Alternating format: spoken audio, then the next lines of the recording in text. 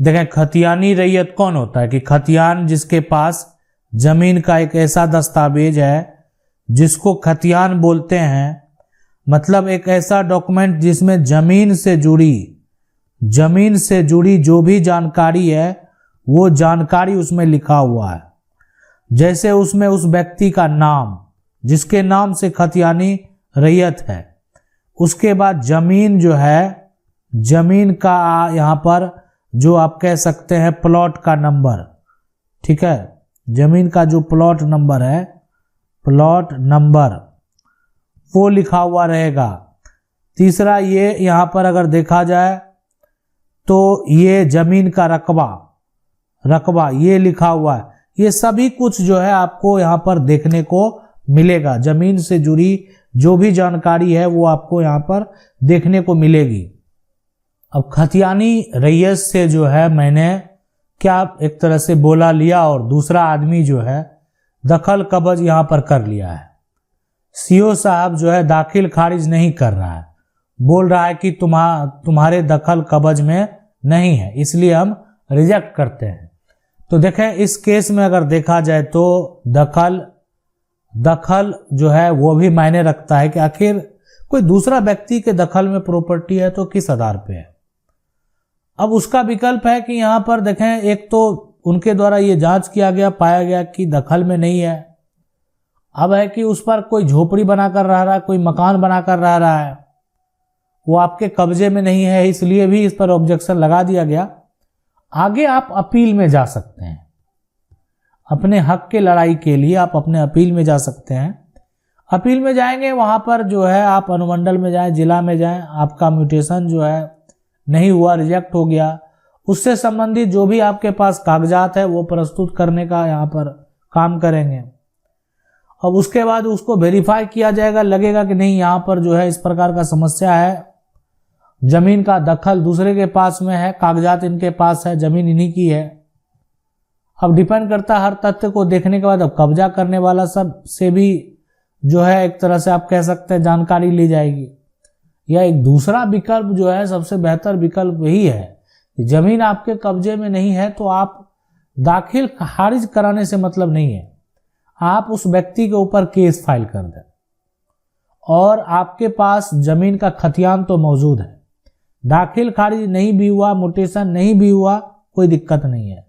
आप दावा करेंगे कि मेरी प्रॉपर्टी को जबरन किसी ने गलत तरीके से या जो भी कंडीशन है वहां पर सारा तथ्य को देखने के बाद यानी वो जमीन, आपकी जमीन को कब्जा कर लिया गया है। अब डिपेंड करता है दोनों पक्ष जो कब्जा करने वाले हैं उनका भी जवाब आएगा कि क्या जवाब होता है। आखिर कोई कब्जा कर लिया, कैसे कब्जा कर लिया, किस आधार पर कब्जा कर लिया, हर सिचुएशन हर कंडीशन को देखा जाएगा, उसके बाद ही जो है वो फैसला दिया जाएगा। अगर आप भी इसी प्रकार से जो है आपके पास समस्या है तो आप कानून की 99 का जो कमेंट बॉक्स है आप अपना सवाल जो है पूछ सकते हैं। मेरा प्रयास रहेगा कि हम आपके सवालों का भी जवाब दे सकें ताकि आपको सही मार्गदर्शन मिल सके और आपके साथ किसी प्रकार का कोई समस्या ना हो। मेरा सवाल है कि मेरा पुराना खतियान में है और नया खतियान में नाम छूट जाने के कारण हिस्सेदार लोग ने यहाँ पर बोलता है कि तुम्हारा पिताजी का नाम नया खतियान में नहीं है, इसलिए आप जो है हिस्सा नहीं ले सकते। ठीक है, यहाँ पर जोधपुर अभी मेरा और घर भी है, यहाँ पर फर्जी जो है लाल कार्ड करवा कर फर्जी रसीद कटवा रहा है। मेरे जो है यहाँ पर जो है पिताजी ब्लॉक में जो है जाने के बाद कर्मचारी बोलता है कि इतना पैसा लगेगा बहुत ज़्यादा, तब आप लोग का रसीद काटेगा। यहाँ पर बहुत जो है खुश हो रहा है, गरीब आदमी बेघर और जमीन जो है हो रहा है वो। यहाँ देखें इसमें सीआई और कर्मचारी किसी का जमीन किसी के नाम काट दे रहा है। देखें सवाल को जो है बिल्कुल समझ चुके हैं। जैसे ये होता है कि ये जमीन का पुराना खतियान है, ये जमीन का पुराना खतियान है। अब ये जो पुराना खतियान है इस पर जो नाम दर्ज है, नाम जो यहां पर दर्ज है वो है परदादा के पिता का नाम, परदादा के पिता का नाम दर्ज है। पुराना खतियान है, बहुत पहले का है, और नया खतियान जो हुआ उसमें जो उसके बाद बना उसमें या तो दादा का नाम दर्ज हुआ होगा, या आप कह सकते हैं यहां पर जो है जो नया बना उसमें दादा का नाम दर्ज हुआ, दादा का जो भाई है के भाई का नाम दर्ज हुआ। अब इसमें जो है एक और भाई है, बीच वाला भाई, बीच वाला भाई, इसका नाम ही गया छूट, इसका तो नाम ही नहीं है।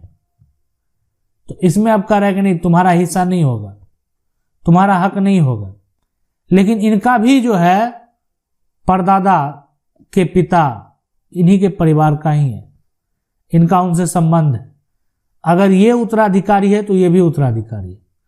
तो आप सोच सकते हैं हमारा कानून क्या कहता है। हमारा ये कानून कहता है कि पुराना इंफॉर्मेशन देखने के बाद निष्कर्ष निकलेगा, यानी नया जो खतियान बना, नया खतियान में यहां पर दो आदमी का नाम दर्ज हुआ, एक नाम हो गया दर्ज हो गया दादा का, दूसरा नाम दर्ज हो गया दादा के भाई का, दो नाम दर्ज हो गया। इसलिए घबराने की जरूरत नहीं है, ना गलत तरीके से रसीद कटवाने की जरूरत है। आप कटवा लेंगे, कल को हो सकता है नया कागजात के आधार को दिखाते हुए आपके रसीद को रद्द करवा दिया जाएगा, आपके मोटेशन को कैंसिल करवा दिया जाएगा। तो क्यों ना हम अपने कागजात का जो है सुधार करवा लें, ताकि जो डॉक्यूमेंट वर्तमान में चल रहे हैं उसमें हमारे भी पिता का नाम या हमारा भी नाम, हमारे भी दादा का नाम वहां पर जो छूट गया था वो ऐड हो जाए, उसमें आ जाए, समस्या उत्पन्न ना हो। इसलिए कि आप भी उस परिवार के उत्तराधिकारी हैं, आपके दादा भी उत्तराधिकारी थे, लेकिन उनका नाम नहीं आया। तो नहीं आया जो है, दो का नाम आ गया, उनका नाम अगर दर्ज नहीं हुआ तो उस पर आपको अपना दावा जो है पेश करना चाहिए। अभी ये भी देखना पड़ता है यहां पर कि वर्तमान में कब्जा किसका है, सभी का कब्जा बरकरार है कि नहीं है, ये भी देखना बेहद जरूरी है। अगला सवाल है सर, मेरा खतियानी जमीन था 1960 से तक 1960 के सर्वे में नाला बनाने के कारण बिहार सरकार हो गया, उसके बाद वह जमीन जो है हरिजन के नाम पर बंदोबस्ती कर दिया गया।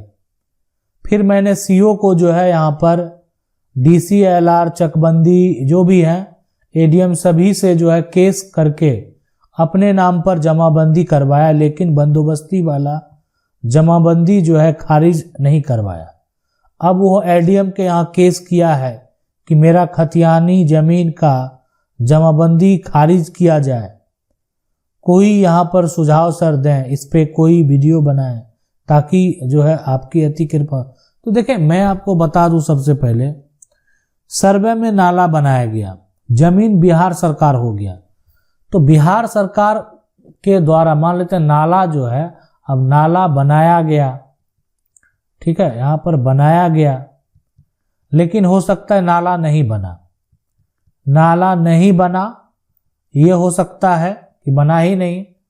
दूसरा ये हो सकता है कि जितना जमीन लिया गया, जितना जमीन जो है लिया गया